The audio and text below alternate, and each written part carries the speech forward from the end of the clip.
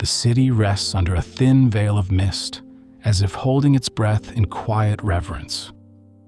Street lamps cast halos on wet pavement, their reflections gently trembling in puddles below.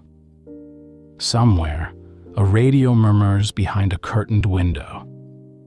Footsteps echo softly between brick walls, and the night seems to stretch, timeless and slow. In places like this, quiet corners of old American cities, a hidden world once stirred. Not with noise, but with nods. With silent understanding. With a glance exchanged across a table in the back of a restaurant, or a cigarette passed under the glow of a lamppost. These were the beginnings of something whispered, something that would grow, gently, into an empire of shadows. The American mob, for all the infamy it carries, began softly. In neighborhoods, in hardship, in adaptation. Welcome to Sleepy Journeys, the podcast designed to lull you into a peaceful slumber with soothing stories through time, places, and ideas. Whether you're winding down after a long day or simply looking for a peaceful escape, you're in the right place. My name's Jack, and I'm so happy to have you here with me. Each night on Sleepy Journeys, we set off together on gentle adventures designed to soothe your mind and ease you into rest. You'll find journeys through history, comforting fairy tales, myths and folklore, the wonders of science, fascinating inventions, inspiring famous figures, music history, and even calm explorations around the world. No matter where your curiosity takes you, there's a dreamy Sleepy Journeys show for you. Tonight, we'll drift quietly through the secrets of the mob, not as a tale of violence and drama, but as a slow evolution, a quiet formation, and eventually a gentle fading. And just before we fully drift off, if you're enjoying Sleepy Journeys, go ahead and tap follow or subscribe on whatever platform you're joining me on. That way, you won't miss any of our upcoming sleepy adventures. And let me know in the comments where in the world you're listening from and what time it is there. It's always fascinating to see who's joining us.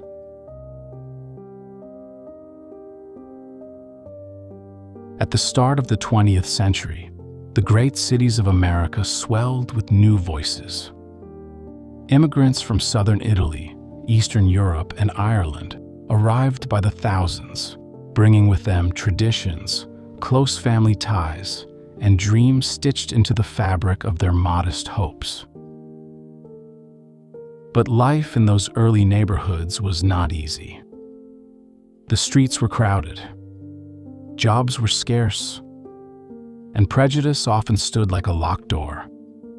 So people turned inward to one another. Communities leaned on shared trust and occasionally on systems outside official channels. Not to rebel, but to survive. And from this quiet resilience, something began to take shape. We'll follow that something as it grows, slowly, purposefully, from scattered street operations to a structured network. We'll watch as a commission is formed, as influence spreads like ivy through the cracks in urban life. Then we'll stand in the stillness as it starts to fade. Trials come, wiretaps hum, and the powerful voices of the past fall silent. But tonight, no names are shouted.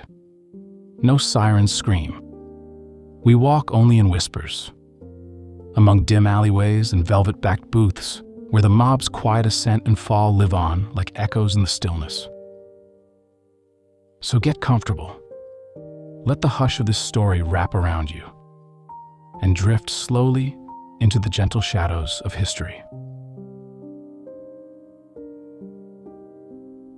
The early 1900s brought a steady flow of footsteps to America's eastern shores.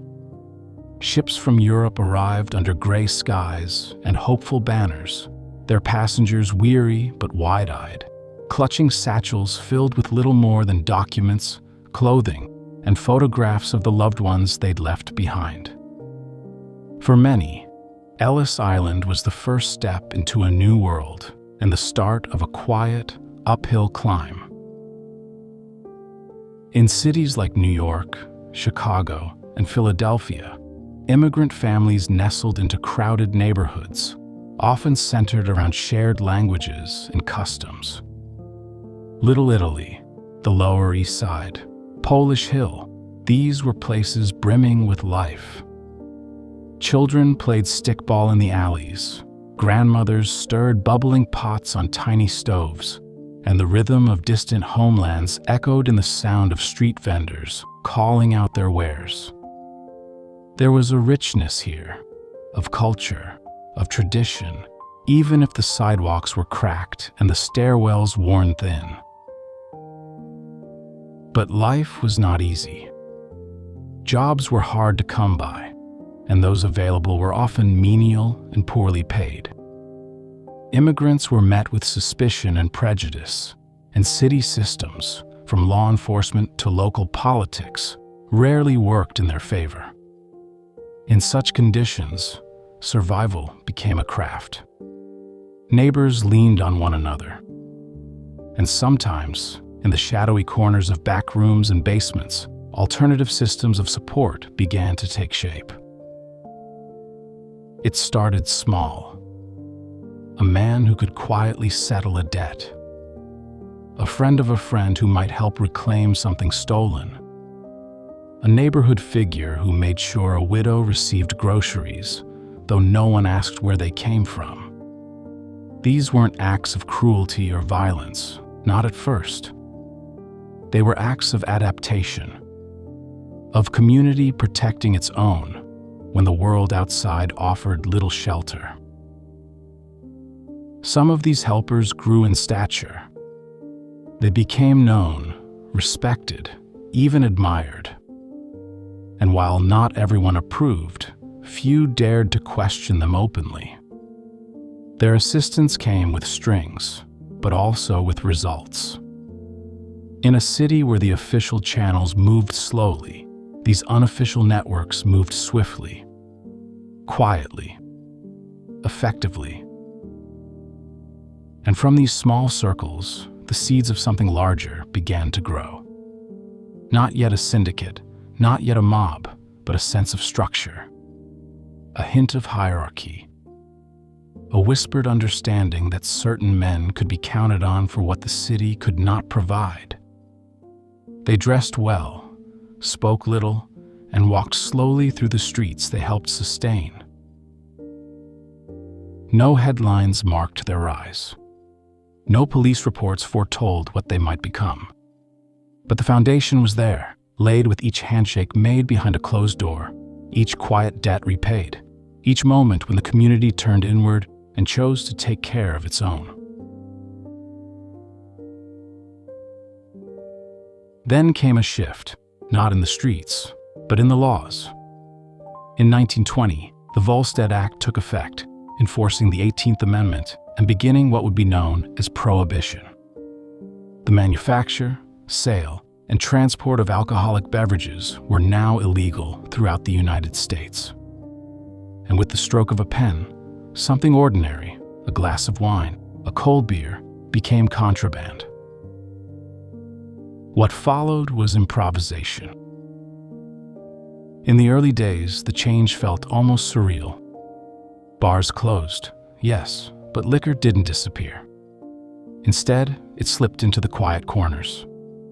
Bottles were stashed behind false walls. Wine was made in bathtubs and stored in basements. Homemade whiskey, sometimes dangerous, passed from hand to hand in unmarked containers. Speakeasies, secret bars, often hidden behind innocuous doors, sprang up like mushrooms in the dark. You needed a name, a password, or a nod to get in. And once inside, the music played softly, the drinks flowed, and the world outside faded away. Prohibition was meant to purify, to impose order. But instead, it created a landscape ripe for quiet enterprise. For those already familiar with backroom deals and community networks, it was an opportunity. The very skills honed in navigating hardship, discretion, loyalty, supply chains became invaluable. Bootlegging began modestly. A few crates smuggled under a false floor. A truck rerouted in the dead of night. But it grew quickly. Some groups specialized in smuggling alcohol across borders, from Canada, from the Caribbean. Others operated distilleries tucked deep in the countryside. And at the center of it all were the distributors, the ones who ensured the bottles reached the clubs, the restaurants, the quiet gatherings that carried on just as they had before. Money poured in, and with it, a need for order. Competing outfits began to clash. Boundaries were drawn, alliances forged. The loose network of helpful neighborhood figures began to crystallize into something firmer and more defined. Territories were marked not with fences, but with respect. And those who violated them often found themselves shut out, not with violence necessarily, but with silence, with vanished contacts, with empty shelves. In these years, the groundwork for organized crime, as we think of it today, was quietly laid. Still far from the dramatic figures of later decades, the early bootleggers operated under a different code, one built on family, community, and the understanding that discretion was power. The less said, the better. The quieter the success, the longer it lasted. Prohibition did not create the mob, but it fed it, gave it purpose, gave it profit, and perhaps most importantly, it offered the perfect cover for organization, for cooperation, for quiet growth under the noses of a society that, in trying to erase alcohol, had unwittingly opened the door to something far more enduring. By the 1930s, the winds of change moved softly through the underworld. The Prohibition years had created both wealth and conflict. Different families and factions, once content to manage their local corners, now found themselves brushing up against one another. Overlapping interests led to quiet tensions. Turf lines, once fluid, became more defined. And the need for order, true, lasting order, became gently urgent. It was in this atmosphere that Charles "Lucky" Luciano began to reimagine what organized crime could be. Luciano did not speak in flourishes or dramatic declarations. His genius, if it could be called that, lay in understanding that the future would not belong to the boldest, but to the most organized. He saw the inefficiency in constant feuding, the wasted energy of street-level squabbles and revenge-based vendettas. He believed in structure, in systems. Drawing inspiration in part from the corporate world, Luciano proposed a quiet transformation. The old mafia model, rigid, hierarchical, and rooted in Sicilian traditions, would give way to something more modern. Crime, like any enterprise, needed clarity, cooperation, coordination. The idea was simple in concept, profound in its reach: an interfamily governing body. A board of sorts, where disputes could be resolved without bloodshed, where rules could be agreed upon and enforced. This body would be known as the Commission. It was not born in spectacle, but in slow, careful meetings. Trusted figures from major cities, New York, Chicago, Buffalo, and beyond, gathered under veils of secrecy. Their discussions were measured, respectful. The emphasis was always on stability. profits flowed more easily when conflict ebbed. The Commission wasn't a ruling council in the traditional sense. It did not bark orders. It existed to maintain harmony, a gentle guiding hand to prevent chaos. When issues arose, disputes over territory, misunderstandings about business ventures, the families turned to the Commission for quiet arbitration. Luciano's own rise was itself a careful orchestration. He had removed old guard bosses not through fury, but through calculated moves that shifted power without shaking the ground beneath it.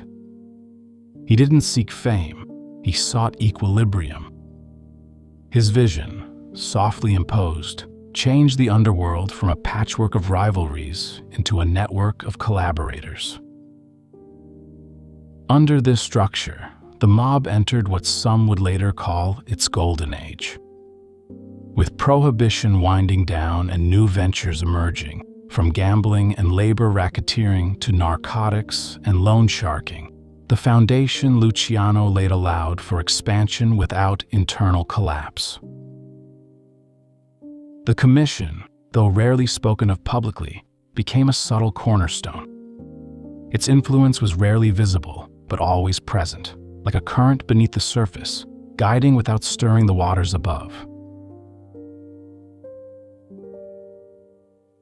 Within this new, quiet order, certain figures stood out for their precision, their patience, and their preference for working in the shadows. One such figure was Lansky. Lansky, a childhood friend of Luciano, came from Poland. He was slight in stature, quiet in speech, and endlessly observant. Nicknamed the mob's accountant, he possessed a rare talent, understanding how money moved, and more importantly, how to make it grow discreetly. Where others chased flashy rackets, Lansky built systems, clean, methodical operations that funneled income through carefully layered channels. He was instrumental in the development of offshore banking and helped transform the mob's finances into something almost elegant in its complexity. Casinos in Havana, properties in Miami, holdings that stretched across continents, all meticulously managed with an eye for long-term sustainability. Lansky avoided the limelight, preferring to operate from behind a desk, his ledgers as sacred as any oath. Then there was Frank Costello, often called the Prime Minister of the underworld. Costello was smooth, urbane, and endlessly diplomatic. Where others dealt in threats, he dealt in influence. He understood that the true path to power wasn't through brute force, but through quiet relationships with judges, with politicians, with union leaders. He didn't seek to control people through fear, but through favor. A kind word here, a timely donation there. Under Costello's guidance, the mob's reach extended into the very heart of American infrastructure. The ports, the docks, the unions, all moved a little more smoothly when Costello was involved. His voice, rarely raised, carried weight in rooms few could enter. Both men, Lansky and Costello, exemplified the evolution of organized crime in this era.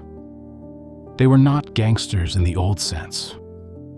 They were not street bosses or enforcers. They were thinkers, strategists. They believed in longevity over territory, in discretion over dominance. Their influence was profound because it was lasting. They operated in suits, not shadows, in offices, not alleys. And yet their presence shaped the mob's direction in deep and enduring ways. Together with Luciano, they helped craft an empire defined by quiet precision. Their world was one of balance, of agreements sealed with glances, and of empires built not with bullets, but with books and ledgers and softly spoken understanding.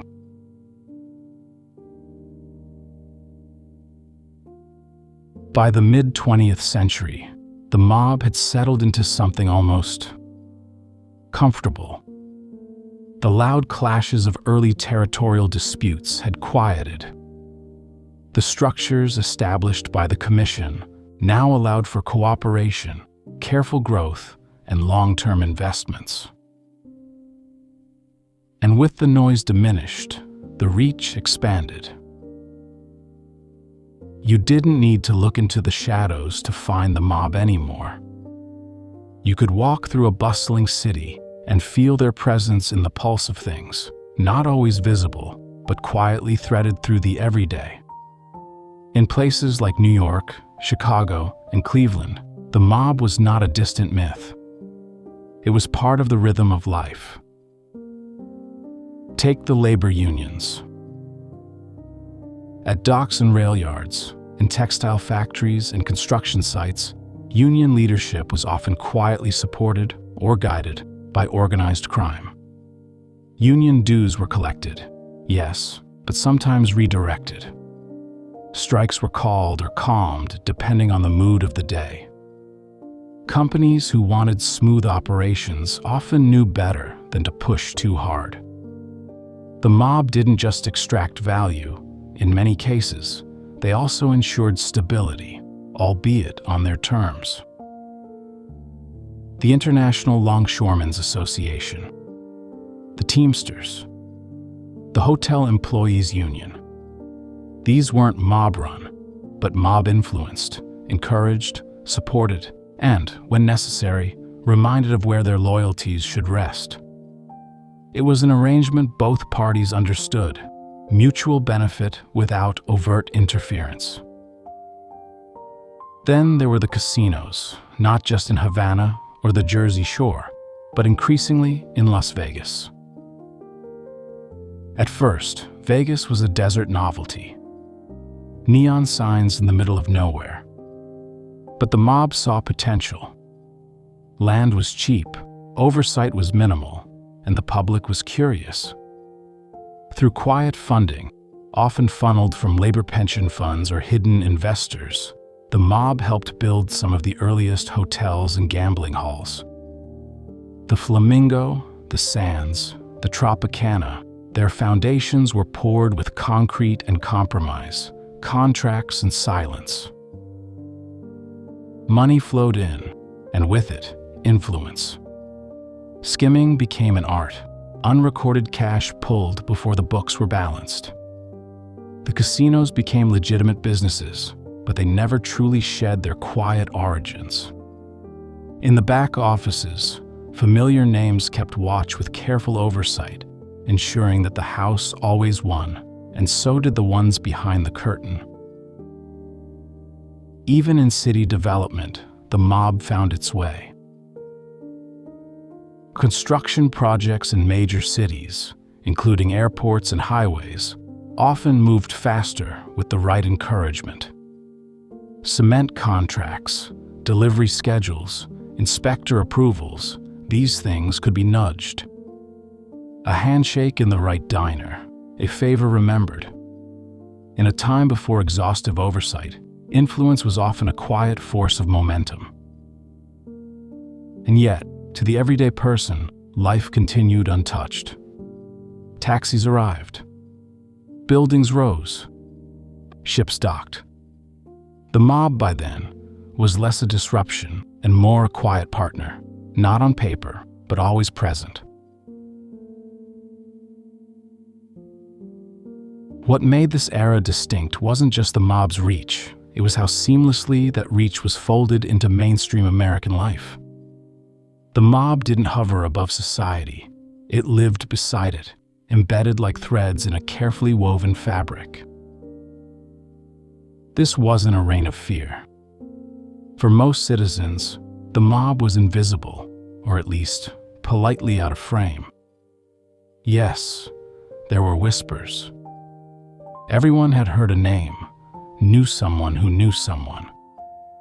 But for the average person, the mob's presence was simply part of the unspoken architecture of life, like the quiet humming of electricity behind the walls.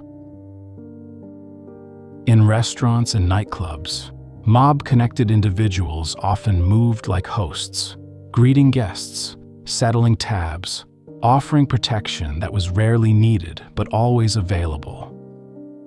These weren't intimidating figures looming in corners. They were well-dressed, well-spoken, and quietly observant. A gesture could resolve a dispute before voices rose. A quiet word could shift a decision in an hour that might otherwise take weeks. The entertainment industry, too, was touched. From film unions to venue bookings, the mob often ensured things went smoothly, as long as everyone played along. Some artists found their careers boosted with the right introductions.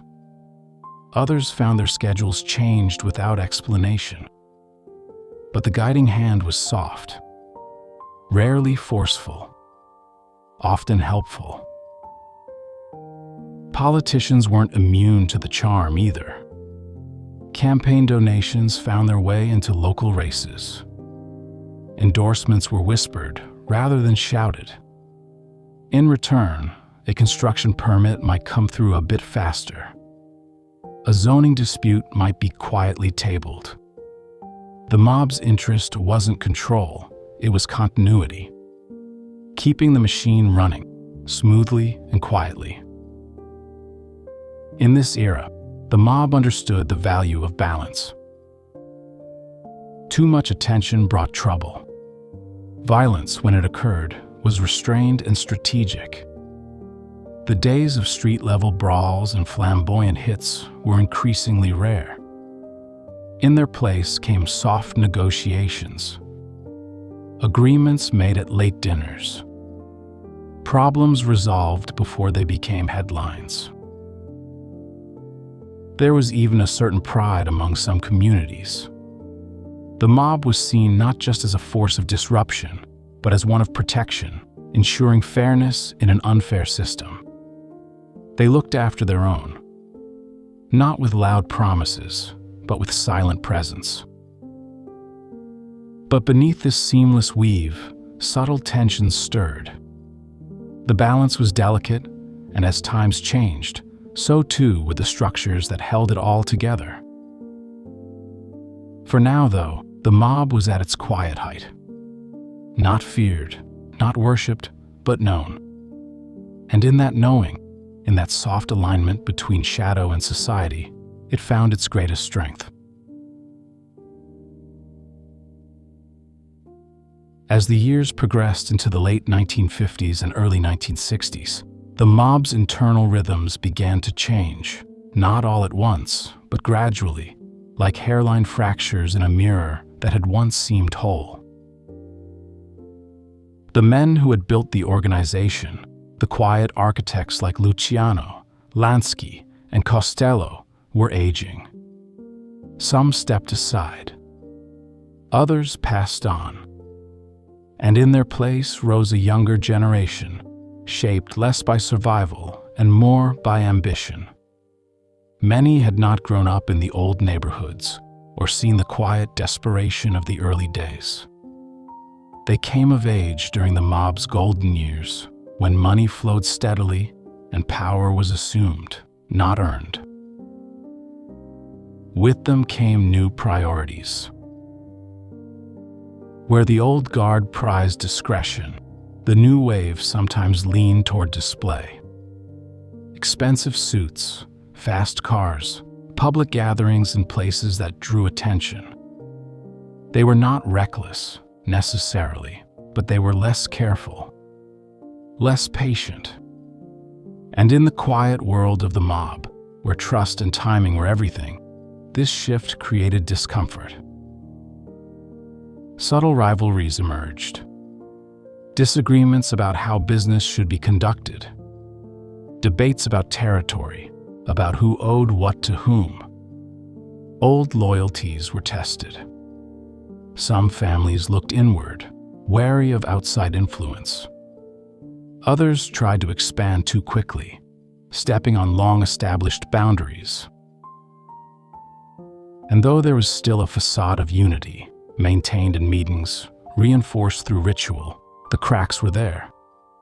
Not obvious, but felt. In hesitant handshakes. In quiet absences at once important gatherings. In the unspoken question that lingered between nods, can I still trust him?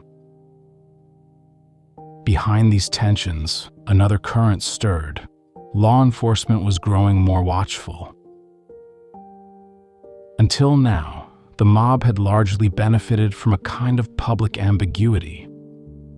People knew it existed, but rarely saw its inner workings. Police might suspect, but proving anything was difficult. Silence protected everyone. But with more public figures drawing attention, and the government becoming increasingly aware of how organized crime influenced labor, construction, and politics, the watchful gaze became harder to ignore. What had once been a quiet domain was now dotted with cameras, phone taps, and slow-building investigations. Yet inside the mob, many didn't see the urgency. Some dismissed the threat, confident that their quiet codes and long-standing loyalties would hold. But others, especially those closest to the old ways, felt the shift. Not as panic, but as a low murmur of unease. The empire still stood. The streets still hummed. But within the shadows, the temperature had changed. And for those who listened closely, the silence no longer felt steady, it felt brittle. In January of 1961, John F. Kennedy stepped into the presidency, bringing with him a polished charm, youthful energy, and a pledge to cleanse the American system of corruption, softly but firmly. His younger brother, Robert F. Kennedy, would become Attorney General. And unlike many who had come before, Robert approached the challenge of organized crime with calm intensity. He didn't posture. He didn't shout. He simply moved, steadily, deliberately, placing pressure where others had tread lightly. This shift in tone was felt immediately. Under Robert Kennedy's direction, federal investigations into organized crime expanded. Congressional hearings intensified. The McClellan Committee had already begun peeling back the layers of labor union corruption, but now there was deeper resolve. Subpoenas were issued. Testimony was gathered. And with each quiet witness, the shape of the mob became more visible to those watching from outside. Wiretaps became more sophisticated. Surveillance improved. And slowly, the mob's once invisible hands began to leave fingerprints. There were new laws, too. Policies crafted not just to catch individual criminals, but to dismantle systems. Though the RICO Act was still nearly a decade away, the legal framework was being prepared. Prosecutors began to understand that to unravel the mob, they needed to target its structure, not just its foot soldiers. At the same time, a shift occurred in public sentiment. While earlier decades had seen the mob portrayed as mysterious or even romantic, the 1960s began to strip away that illusion. Media coverage grew sharper. Journalists uncovered links between crime and politics, between casinos and labor boards. The public, once content with rumors, now saw headlines. Inside the mob, some leaders adapted. They pulled back from the spotlight, tightened their operations, and urged caution.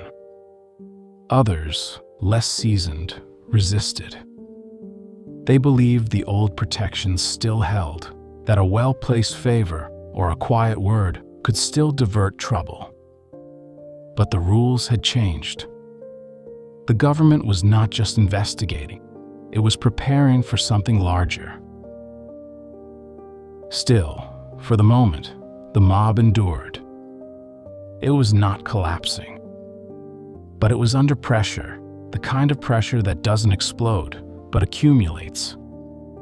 That slowly compresses until even the strongest stone begins to show fault lines. To outsiders, the mob still seemed solid. But to those inside, the silence had grown heavier. The rooms were quieter, the meetings shorter, and behind every closed door, there was a shared awareness. The era of easy quiet was ending. By the early 1970s, the soundscape of the American mob had changed. Gone were the bustling meetings and back rooms and the confident strolls through neighborhoods under knowing glances. In their place came the low murmur of courtroom proceedings, the click of typewriters, the hum of microphones hidden in desks and lamps. In 1970, the Racketeer Influenced and Corrupt Organizations Act, known simply as RICO, was signed into law. And with it came a quiet but profound shift. Until then, law enforcement had often struggled to connect the dots between the heads of organized crime and the crimes committed on their behalf. Now, RICO offered a new path. If a person could be shown to be part of a criminal enterprise, and that enterprise had committed a pattern of crimes, then the law could reach not just the hand that held the knife, but the voice that quietly gave the nod. It was not an explosive weapon, but it was a steady one. Prosecutors, now armed with more tools and precedents, began to move with calm precision. Cases were built slowly, layer by layer, document by document. Surveillance footage, phone records, financial trails. Everything was gathered and studied. The mob's greatest strength, its structure, now became a vulnerability. The very hierarchy that once protected its leaders now offered prosecutors a roadmap. Courtrooms became the new battlefield. Men who had once ruled neighborhoods with silent authority now sat at long tables beneath soft fluorescent lights, their names read aloud in solemn tones. Testimonies were no longer rare. The code of silence, omerta, once considered sacred, began to erode. Slowly at first. A driver here, a low-level associate there, and then, in time, more senior voices joined. Some did it for protection, others for leniency. Still others simply because the structure they had pledged loyalty to had left them behind. The trials were long, stately, measured. Judges spoke in even voices. Juries listened carefully. And verdict by verdict, sentence by sentence, the foundation of the mob cracked. No one moment brought it down, but over the years, a quiet disassembly took place. With each conviction, a link in the chain fell away. And while some families tried to adapt, the days of confident dominance were clearly over. The cities kept moving. The neighborhoods changed. But the quiet spaces the mob once filled, with whispered power and invisible influence, began to fade. As the government's net grew tighter, the mob's inner sanctums became less secure. Where once a whispered promise was all that passed between associates, now microphones listened. Tiny devices, tucked into table lamps, ceilings, even cufflinks, captured everything. The very spaces the mob had used for decades, cafes, clubhouses, private homes, became echo chambers for their own unraveling. The FBI now listened closely. Carefully curated transcripts revealed not just crimes, but habits, personalities, power dynamics. Entire family structures were mapped through phone logs and diner chatter. The mob, once veiled in mystery, now existed in labeled folders and organized surveillance tapes. But perhaps even more unsettling for longtime members was the rise of informants. Some were lifelong insiders who turned under pressure. Others were newer recruits, unmoored from the old codes. Still others were deeply embedded figures who, for reasons known only to them, chose to step into the light. One of the most prominent was Joseph Valachi, whose televised testimony in the early 1960s offered the American public its first true glimpse inside the world of the mafia. He did not rant or accuse. He spoke calmly, patiently. His recollections, while not always precise, offered the kind of detail that had never before been spoken aloud. Years later, others followed. Sammy the Bull Gravano, perhaps the most notorious, whose decision to testify against John Gotti helped bring down one of the last prominent figures of the era. Each defection marked another quiet departure from tradition.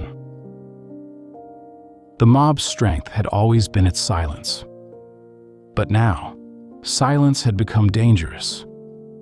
It isolated rather than protected. It left men vulnerable in courtrooms, abandoned by their comrades, uncertain of where they stood. The once steady network of mutual respect and unwritten agreements now echoed with uncertainty.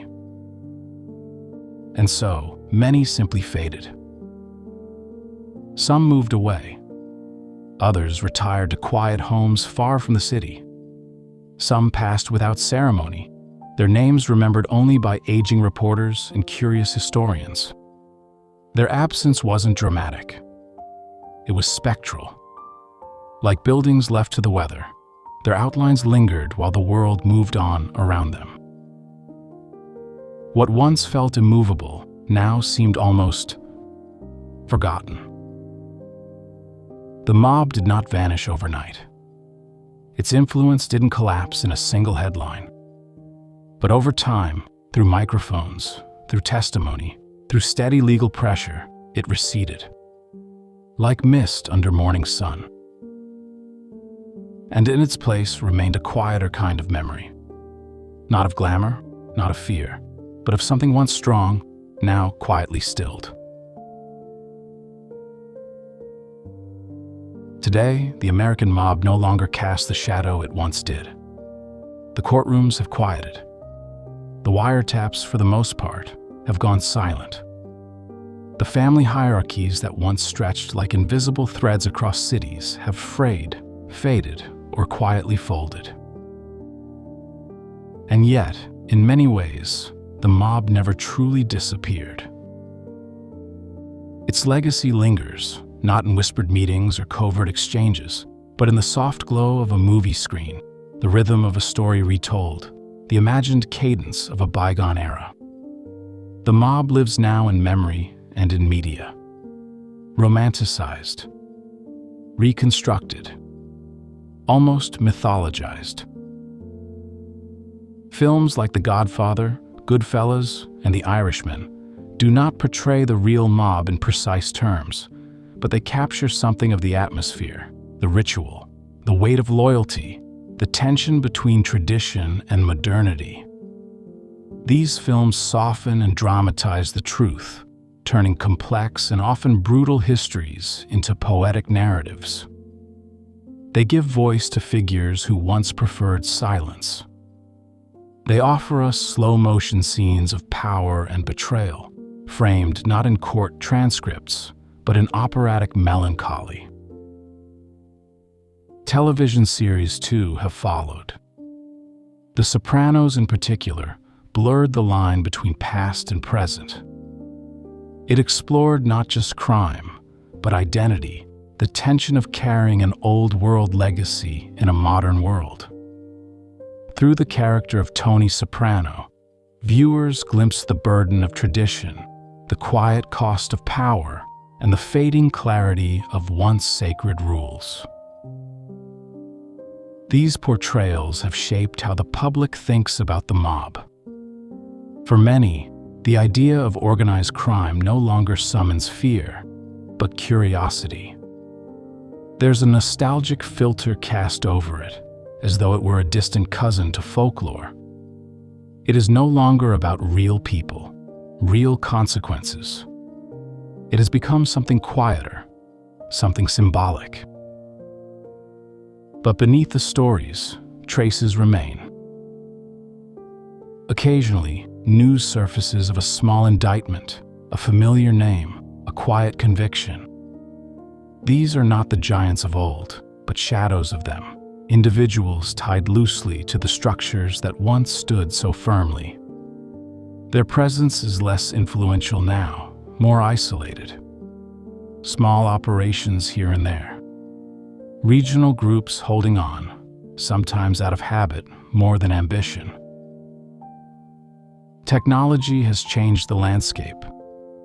The internet age, with its surveillance, its transparency, and its rapid dissemination of information, is not a natural home for an empire built on secrecy. The codes that once shielded the mob are harder to maintain. New kinds of organized crime, digital, global, fluid, have taken precedence.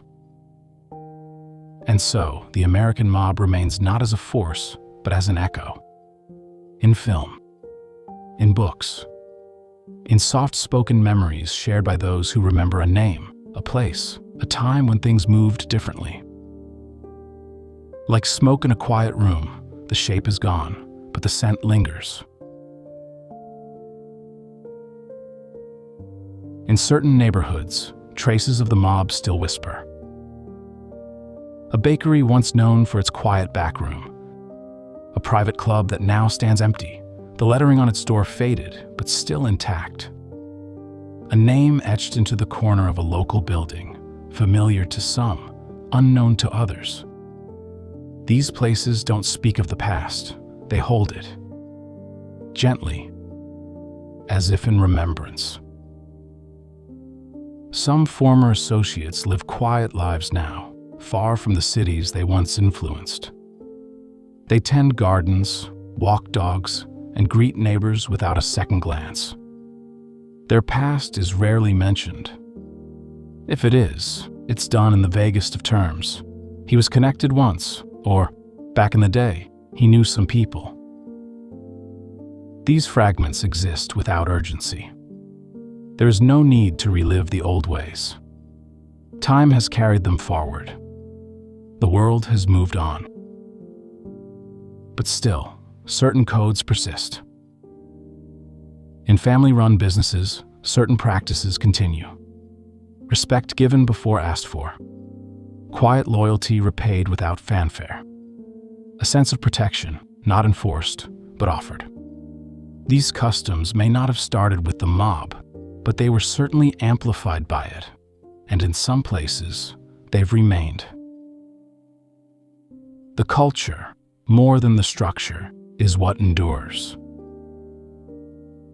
In this way, the mob has left behind not just a history of crime, but a curious kind of folklore. It's found in the way some stories are told in lowered voices, in the way a photograph is glanced at before being turned face down, in the small moments when someone mentions a name and the room grows just a little quieter. There is no longer an empire, no coordinated network of influence, no grand plan stretching across states and cities. What remains are fragments, faint and scattered. But even fragments can carry weight, especially when they're part of something that once held such quiet power. And so, the mob lives on, not in operation, but in atmosphere, in the stories handed down, in the ways people still speak of back when things were different. The empire has grown silent. The doors have closed. The meetings ended long ago. But in certain corners, when the light is low and the conversation drifts, you can still feel it, the faint outline of something once vast, now resting. Night deepens around the quiet city.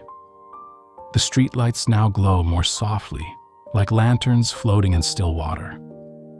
The footsteps that once echoed along the avenues have faded, and even the hum of distant traffic has settled into a gentler rhythm.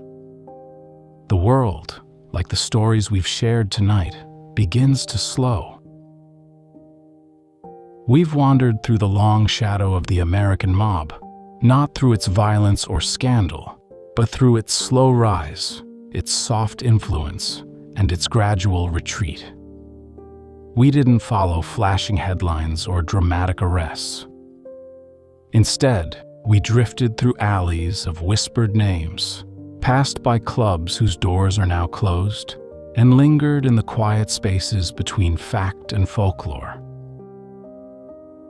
We began our journey in the immigrant, neighborhoods of the early 1900s, where hardship met resilience and tight-knit communities shaped their own forms of protection. Not out of rebellion, but necessity. And from those modest roots, something larger began to take shape, something unseen, but steadily growing. Prohibition brought a shift, a moment in time when the ordinary became outlawed, and those with quiet connections stepped forward. From bootleggers and backroom deals emerged the earliest outlines of what would become an empire. Not built with loud declarations, but with silent structure, with patience, with precision. Through the mid-century years, the mob embedded itself into the fabric of American life. In labor unions and casino floors, in whispered favors and silent partnerships, it moved not above society, but within it. It operated like a current, present, guiding, but rarely visible. And then, the tide began to turn. New laws, new eyes, new voices stepping forward from within. The silence that had once protected now became a vulnerability. And one by one, the lights behind the curtains went out. But even as the operations faded, something lingered. A legacy, a story, not just of crime, but of adaptation, of identity, of people navigating a world that didn't always make room for them. The mob's fall was not loud. It didn't break. It simply softened until it lived mostly in memory. And perhaps that's the most lasting echo, the way we remember. In film, in books, in hushed stories passed down at kitchen tables. There's a strange kind of stillness in the way we speak of the mob today, a reverence not for the deeds, but for the shape of the era, for the mystery, for the quiet power of something once vast, now gone. So now, as we come to the end of our journey, let us return to the quiet city, where the streets are empty and the night hangs like a curtain of velvet. The buildings rest in shadow. The lamps burn low. And somewhere, in a forgotten corner, a door closes softly behind no one in particular. And in that closing, there is peace. Thank you for joining me on this gentle walk through time, through mist and memory, through the slow rise and quiet fall of an empire that once lived not just in power, but in silence. Rest well now. Let your thoughts drift like smoke, and let sleep come softly, like footsteps fading into the distance. Thank you for joining me on tonight's journey. I hope it brought you a little peace, a little wonder, and a little closer to rest. Until next time, sweet dreams.